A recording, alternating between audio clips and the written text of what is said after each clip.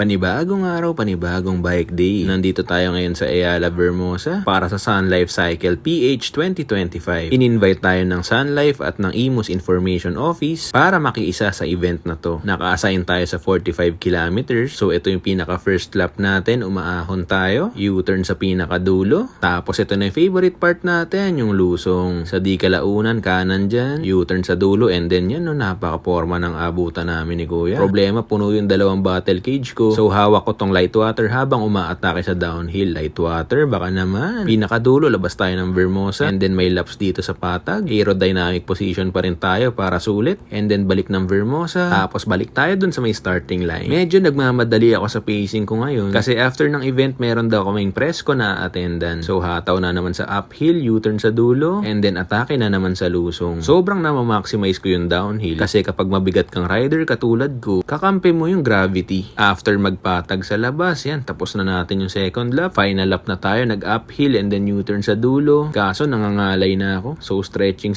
na muna. And then mukhang ahead of time naman tayo para sa presscon. So di na tayo nag-max effort sa part na to. Isang lap sa labas, balik sa Vermosa, and then sa unang intersection, kanan na tayo. Punta na tayo sa finish line. Yan, napakasaya ng ride natin. Ito yung medal natin. Tapos picture with Piolo Pascual and Matteo Gudicelli. Ayos no, ride safe.